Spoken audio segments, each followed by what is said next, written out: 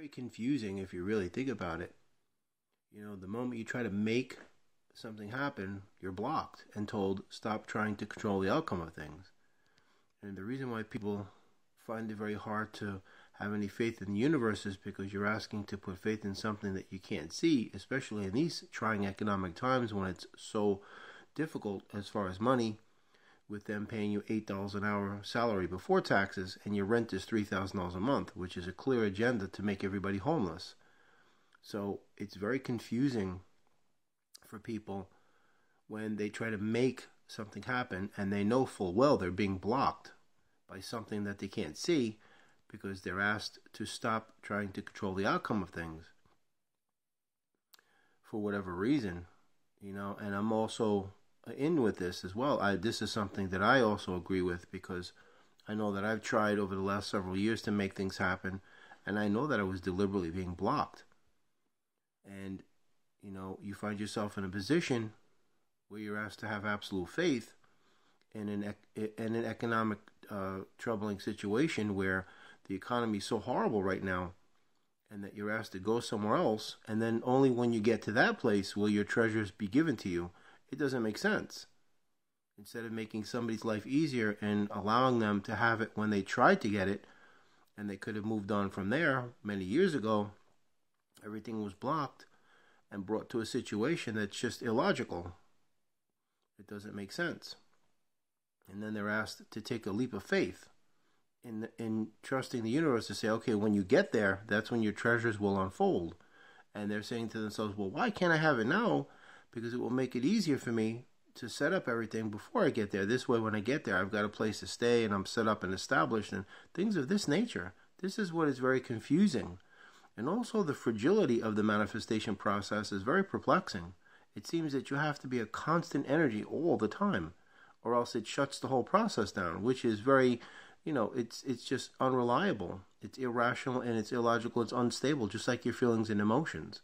That's why you should always learn to tie your feelings and emotions to situations that call for it. Not every situation calls for it, because it can get you into some serious trouble. That's why the compassion of the heart blinds the logic and the prudence of the mind, because sometimes the mind knows best, and I don't refer to the physical mind, I refer to the cosmic mind as such. You have to have a balance here. When it comes to family, the same thing. When it comes to your children or whatever, it's up to you to make that determination. What should be used at what time and when, and how it should be applied. There's a time and place for your feelings and emotions, and there's a time and place that they have no place at all in those situations. Like in a courtroom or a corporate board or anything like that, there's no room for feelings and emotions. These are very cold, dead, and empty experiences, situations, and circumstances that have no room for these things. So the point of this video is that you're asked to let go, stop trying to control the outcome, but every time you try to make something happen because you're showing the initiative, you're shut down. And then when you get aggravated, it lowers your vibration and throws you out of the process, and everything starts all over again. So it's very disconcerting. And at the same time, you are actually witnessing criminals being rewarded. You see all of these criminals all over the world done horrible things. They don't go to jail. They don't get punished, nothing. So it's very disconcerting for people, especially what's going on in this country, where all of these people from other countries are getting free houses, they're being given Social Security without even having to do anything, and at the same time, tax-paying American citizens that paid into the system are having their Social Security taken away and given to these people who don't even live in this country. So you can clearly see there's an agenda going on here. It's just a whole big bag of unfair and illegal and unlawful and just, not right. It's just this unfair advantage that's being given to those who, didn't work and earn the right and privilege. But to those who did, they're being punished. So this is why people don't have faith in the universe.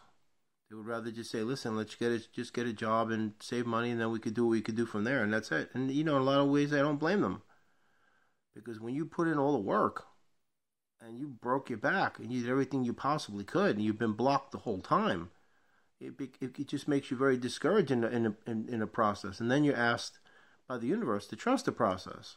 And then this goes on for a long time, and then you've come to find out the universe says, hey, guess what? You are the process. So it's very deceiving.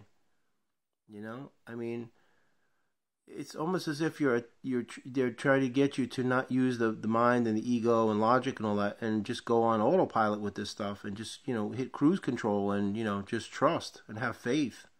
My thing is that it's just an illusion. That's why I don't give it any credence. You can't put your feelings and emotions to an illusion, because you're just going to be all balled up. You're going to just be all discombobulated. It'll be a whole bunch of cattywampus, man, that's for sure. It's just a whole bunch of crazy. The way you make money is just, you have to know how to do it. That's it. It doesn't require positivity or manifestations, affirmations, decrees, mantras, law of attraction. It doesn't require any of that. You just have to know how, because the people who know how to make money, they're not going to share that information with you. There's a secret world, and they don't disclose these things, and you will never find it in a book or any information online. You might come across a video once in a while from YouTube that somebody might leak out some actual information that will blow your mind, how the people that you call rich actually not only make that money, but get to keep it and shelter it from taxes. But it's a whole myriad of things they have to go through. You need an accountant and lawyers. It's a lot of stuff.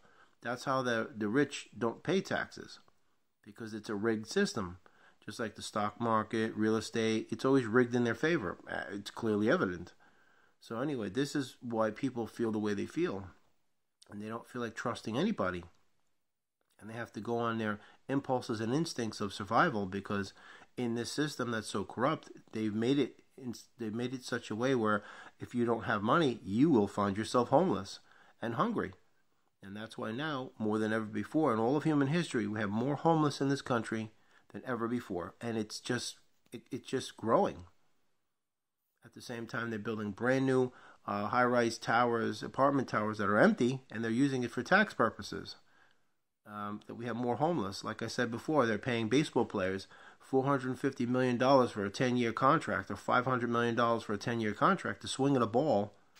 And we have homeless people out in the streets outside these stadiums, and nobody's addressing this, because they just want to pretend like it doesn't exist. And that's the country that you live in right now. Let's just ignore it, and it'll go away. That man that's dying in the street of starvation and hunger and homelessness and exposure, let's just stare at our cell phone and pretend like he doesn't exist. That's exactly what it is these days. And it's sad, it's sick, and it's disgusting. So my thing is, when you put in all the work and it amounts to nothing, and then the universe turns around and says, oh, by the way, you have to take another leap of faith, and when you get there, you'll struggle for a little while, and then we'll help you out. And I'm like, well, that doesn't make sense. And now I understand why people don't put their faith in things like this. They just want to get a career, a job, and just, not have to worry about that. Because this is the point of it before I end this video. Always place your life in a situation where you are not dependent on anything or anyone, including the universe. That means if you have to go to college or whatever to get a degree to do it. Do it. Because doing it the other way, it just leaves you at the hands of something else. You are always at the mercy of something or someone else, and that is it's not a healthy place to put yourself. Always structure and format your life in such a way that you are always in control of your life. Obviously, when the universe says it's time to pull the plug on you, there's nothing you could do. When your time is up, man, it's up. You're going. You're leaving this planet.